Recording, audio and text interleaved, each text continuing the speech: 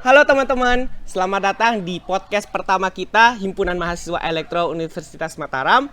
Bersama saya Ahmad Nova Alfandi dan partner saya Nuralisa Apriyanti. Nah, pada podcast pertama kita ini kita kedatangan tamu spesial yaitu Ketua Himpunan Mahasiswa Elektro tahun 2022, Ahmad Rey Surya Surenggena. Kemarin nih ya Kak, kita udah liburan nih panjang. Terus kabarnya nih gimana? Apa sih kesibukannya untuk hari ini? Oh ya, perkenalkan saya Ahmad Rey Surya Surenggena selaku Ketua Himpunan Mahasiswa Elektro Fakultas Teknik Universitas Mataram. Sekarang sudah masuk libur ya. Selama liburan kesibukannya kemarin ya itu aja sih sebenarnya, diam di rumah, bantu orang tua. Terus kemarin juga pernah kunjungan ke setiap kampus gitu kan. Setiap kampus yang ada di Jawa. Kemarin setelah Lebaran saya pergi ke Surabaya, terus ke Jogja, ke UGM, ke UNY Universitas Negeri Yogyakarta, terus ke Malang, terus ke teman-teman UB, ke teman-teman Unisma yang ada di Malang gitu. Terus setelah itu ya kayak biasa aja gitu, pergi ke himpunan, temenin teman-teman yang sekarang kan ada kegiatan di Senatris Elektro yang coming soon akan dilaksanakan di tahun ini. Oke. Terus kita tahu nih ya teman-teman, seorang ketua himpunan tidak terlepas dari yang namanya organisasi kampus nih. Nah, untuk Kak Rey sendiri nih, menurut Kak Rey atau pandangan Kak Rey sendiri, apa sih organisasi kampus itu sendiri gitu? Ya. Organisasi kampus ya, selebihnya itu sebagai komponen dari sebuah kampus itu sendiri, yang dimana di sana mahasiswa tempat untuk mengembangkan soft skill, mengembangkan hard skillnya, mengembangkan apapun itu yang diinginkan oleh teman-teman mahasiswa, khususnya mahasiswa UNRAM ya, seperti itu. Nah, kan tadi organisasi kampus itu sesuatu untuk agar mahasiswa itu aktif kan? Ya, Nah, aktif. dari organisasi kampus itu kegiatan apa aja sih yang dilakukan? Contohnya itu apa aja? Oke. Kalau setiap organisasi kan berbeda-beda kegiatan kan. Kalau yang di penalaran ada, di olahraga juga ada. Namun kalau saya pribadi, saya kan ketua himpunan nih. Himpunan itu selaku tempat wadah bagi mahasiswa UNRAM, tempat wadah bagi mahasiswa khususnya karena himpunan mahasiswa elektro khususnya mahasiswa jurusan teknik elektro kan. Nah, biasanya kalau di himpunan bukan hanya kegiatan-kegiatan yang memang untuk kepanitiaan, bukan hanya itu, tapi banyak sekali pelatihan-pelatihan dalam bidang keelektroan. Nah, kalau di Fakultas Teknik jurusan teknik elektro itu ada pelatihan Arduino, pelatihan IoT, pelatihan sistem tenaga, pelatihan elektronika, dan juga ada robot di teknik elektro seperti itu. Oke. Terus tadi kan kata kakaknya nih ada apa ya, kayak pelatihan tentu di organisasi itu sendiri kan bukan hanya satu event atau dua event, tapi banyak banget event-event itu. Nah, dari ketua himpunan sendiri nih, bagaimana sih memanajemenkan suatu organisasi itu sendiri gitu? Ya, kalau berbicara tentang bagaimana manajemen organisasi, memang kalau secara omongan sulit ya untuk dibuktikan, tapi kalau secara lapangan itu kita harus tahu bagaimana kondisi setiap organisasi. Nah, untuk mengatasi manajemen organisasi antara organisasi dengan kesibukan pribadi itu memang ya kita tergantung pribadi orang itu sendiri. Jadi ketika mana yang harus diprioritaskan. Nah, ketika itu sangat urgent, maka itu yang harus kita prioritaskan. Terutama kalau di organisasi kan banyaknya event, banyaknya pelatihan dan lain-lain. Di situ ada orang-orang di belakang saya tuh, saya bukan bekerja sendiri, tapi ada orang-orang di belakang saya yang membantu saya sebagai tangan kanan saya, kayak sekretaris himpunan, terus departemen advokasi, departemen pemberdayaan sumber daya anggota, departemen Menkominfo, departemen ada 6 ya. Ada, kalau di himpunan mahasiswa elektro ada 6 departemen yang setiap bidangnya itu punya tupoksi masing-masing. Nah, disitulah nanti di bidang vokasi misalnya bagian aspirasi aspirasi mahasiswa elektro, di situ tempatnya teman-teman mahasiswa elektro khususnya yang anggota himpunan mahasiswa elektro dapat fasilitas atau nantinya aspirasi yang disampaikan oleh misalnya ada masalah-masalah atau apapun itu nanti disampaikan ke himpunan gitu. Nanti di audiensi dengan jurusan maupun birokrasi yang ada di fakultas. Nah, kalau Medkominfo kan udah tahu kan. Iya. Nah, pasti kayak dokumentasi, terus dalam hal streaming dan lain-lain YouTube gitu kan, IG. Nah, itu disebarkan informasi-informasi yang ada di Fakultas Teknik maupun yang ada di jurusan Teknik Elektro. Benar-benar. Masih banyak lagi sih sebenarnya, tapi ya segitu aja lah dulu. Oke. Berarti organisasi ini terbilang bisa menjadi suatu batu loncatan kita kan Ya, untuk sebagai penunjang kita di dunia akademik juga nih Ya. sekaligus. Nah, kan tadi dibilang nih organisasi itu memiliki banyak banget kegiatan kan? Iya. Nah, bagaimana sih cara memanajemen atau membalancekan salah satu antara kegiatan dan akademik kita di kuliahan saat ini nantinya? Iya. Karena saya sudah semester 7 sekarang, alhamdulillah tinggal seminar proposal ya. Sudah mau masuk TA tugas akhir. Semoga bisa selesai ya, doakan ya, doain ya. Nah, untuk manajemen waktu antara kuliah dengan organisasi ya. Nah, selama saya kuliah sampai semester 7 sekarang, alhamdulillah perkuliahan saya tidak terganggu. Selama saya perkuliahan alhamdulillah tidak terganggu. Nah, untuk manajemen semua itu justru saya nggak bisa kerja sendiri kan, yang saya bilang tadi. Tentu ada tangan kanan saya yang membantu gitu. Nah, setiap kegiatan kan memang tetap saya kontrol, cuman untuk hal eksekusi dan lain-lain itu ada tangan kanan yang di setiap departemen, setiap bidang itu punya tupoksi masing-masing. Nah, untuk manajemen manajemen antara organisasi dengan perkuliahan, kita, kalau saya nggak usah terlalu muluk-muluk harus begini harus begitu, nggak usah. Tapi hal yang paling kita prioritaskan adalah akademik itu sendiri. Mau sesibuk organisasi kita pun, tapi kita prioritaskan akademik. Prioritaskan ya, bukan berarti kita melepas tanggung jawab yang ada di organisasi. Iya, baik, benar. Oke. Terus banyak banget kan kayak statement kayak orang-orang di luar sana bahwa ngapain sih ikut organisasi, capek doang gitu. Terus ada juga kan kayak orang tua nih ya kan, orang tua tidak terlepas kan orang tua nih ya kan Opal ya. Iya, Kalau benar. misalnya nggak usah deh nak ikut organisasi, nanti akademiknya nilainya turun gitu. Nah, dari Kak Ray-nya sendiri nih, apa sih yang bisa kita dapatkan dari organisasi selain capeknya doang gitu? Ya, kalau capek ya capek memang. Tapi ada satu hal yang memang nggak bisa kita dapetin di perkuliahan, di akademik itu sendiri. Serius, selama saya kuliah, kayak seperti public speaking. Nah, memang kalau di organisasi kita di setiap event atau apapun itu memang tidak langsung secara langsung tersentuh untuk bisa langsung public speaking, enggak, tapi proses itu yang perlu. Nah, bukan hanya public speaking dan komunikasi ya, komunikasi itu penting sekali teman-teman. Nah, jadi ikut organisasi bukan hanya dapat teman baru, bukan hanya dapat bukan hanya kerja untuk kegiatan event-event dan lain-lain, tapi satu hal yang memang sampai sekarang saya masih ngerasain itu. Nah, jadi hal yang paling ngerasain itu adalah saya bisa mengkondisikan diri saya sendiri. Jadi saya bisa beradaptasi dimanapun itu.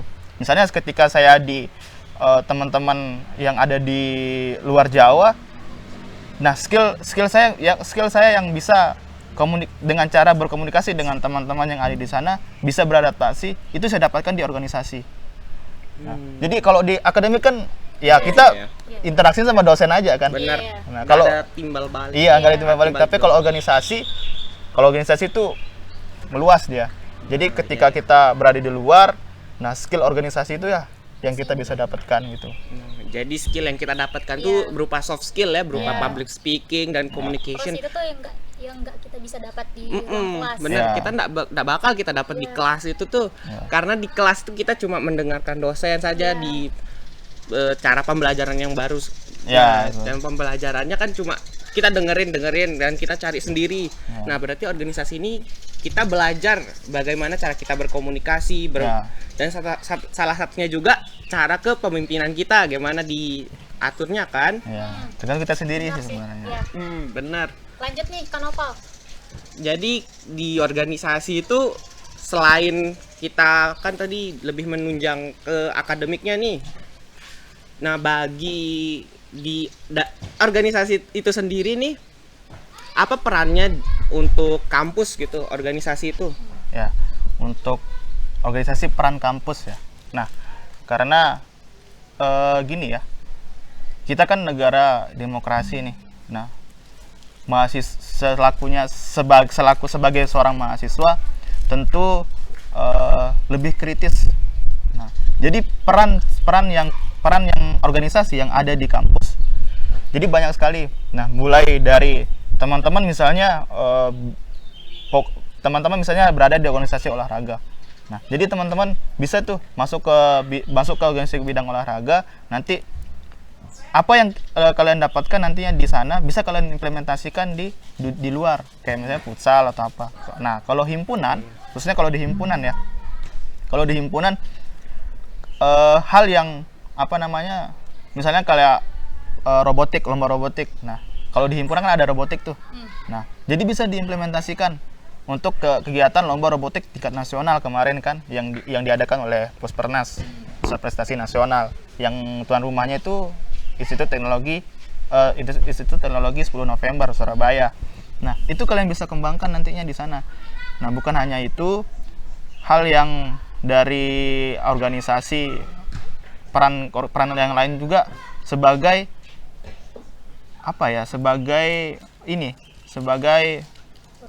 agen perubahan ya, sebagai agen perubahan, sebagai pengawal dari kebijakan kampus yang memang merugikan mahasiswa umum, misalnya kayak kebijakan UKT yang terlalu tinggi. Nah, itu bisa dikawal oleh organisasi, maupun bukan hanya dalam bidang kampus, tapi luar biasanya nih kalau organisasi kampus itu sampai ke pengabdian masyarakat. Bukan hanya lingkup kampus saja. Kan sesuai tridharma perguruan tinggi kan. Nah, jadi ada di nomor 3 pengabdian kan. Nah, itulah perannya organisasi, bukan hanya di kampus tapi di masyarakat pun juga seperti itu. Oke, terus kalau misalnya nih dari pandangannya Kak Ray sendiri, apakah mahasiswa atau siswa itu kayak dia wajib nggak sih ikut organisasi atau kayak gimana? Terus kalau misalnya dia nggak ikut, apa sih dampaknya dari mahasiswa ataupun siswa itu sendiri gitu? Ya, kalau saya nggak ingin mewajibkan teman-teman untuk ikut organisasi. Nah, tapi apa yang kalian cari di organisasi itu yang kalian bakal dapatkan.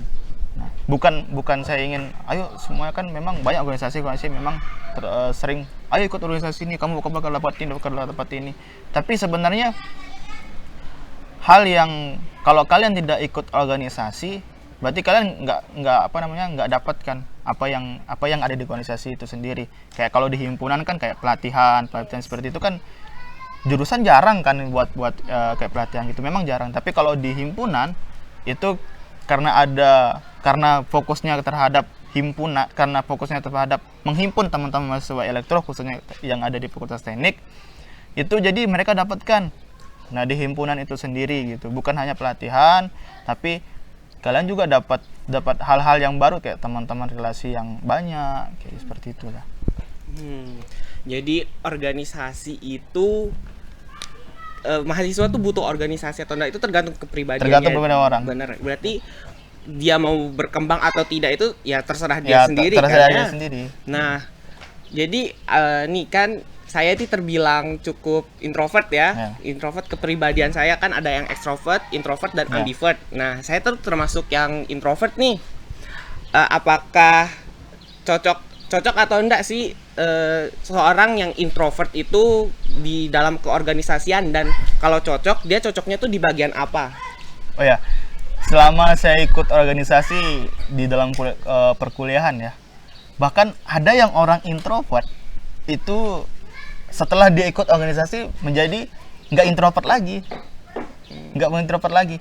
Nah, jadi awalnya kan masih maba nih kan, masih Iya, maba, iya, ada bener. nih, ada yang teman saya dia masih maba.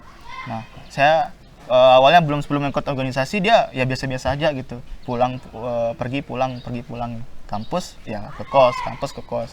Nah, tapi setelah ikut organisasi, wah, anak ini aktif sekali gitu. Setelah ikut organisasi, karena apa? Kenapa? Dorongan dari orang sekitar. Makanya orang itu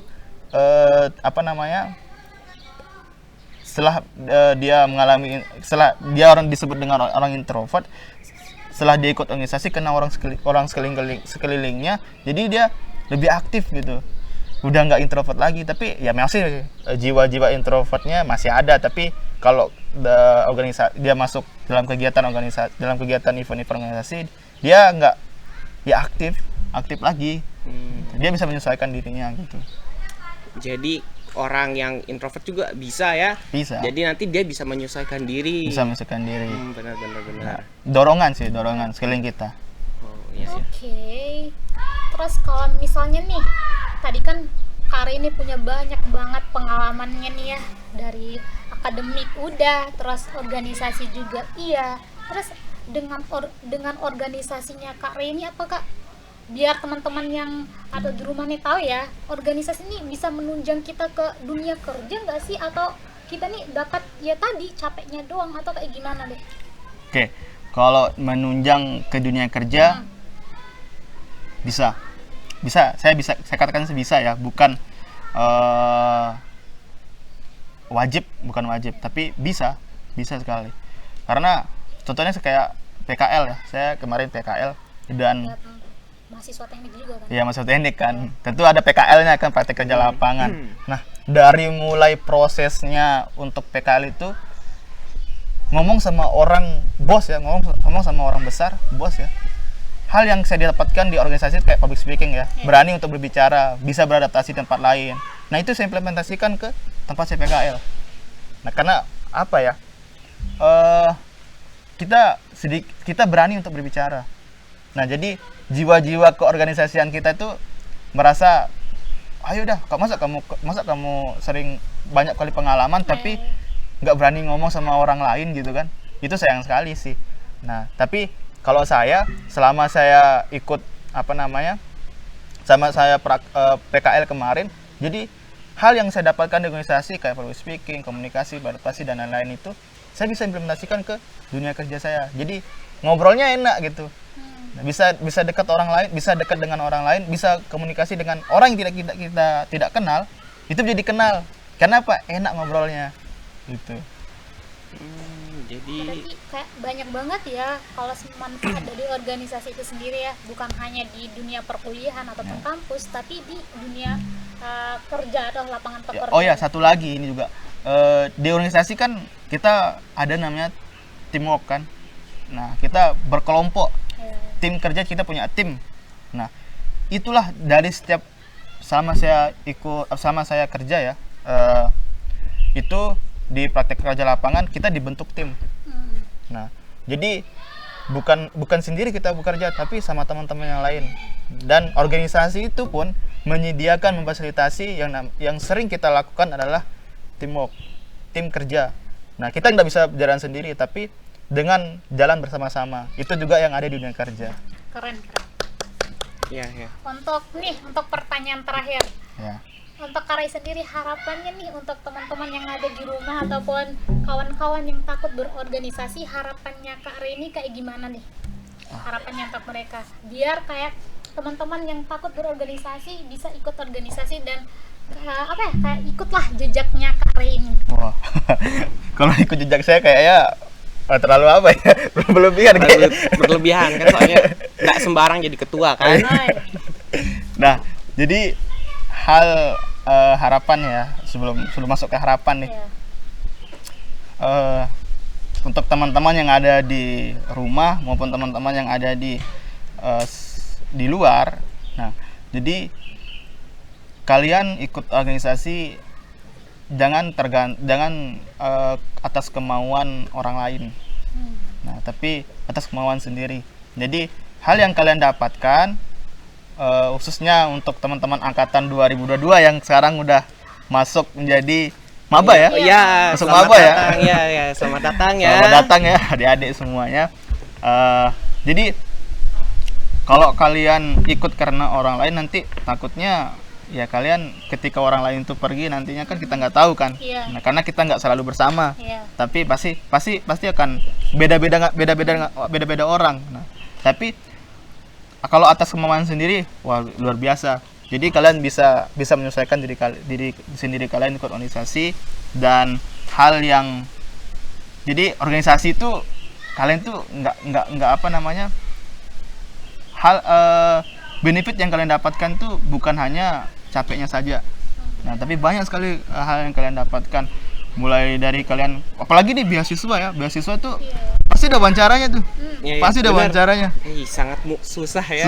Susah Pasti banget ada wawancaranya. Terus ditanya juga kan Kak pengalaman organisasi. Iya, pasti itu ya. ada pengalaman syarat-syaratnya di beasiswa itu pasti ada.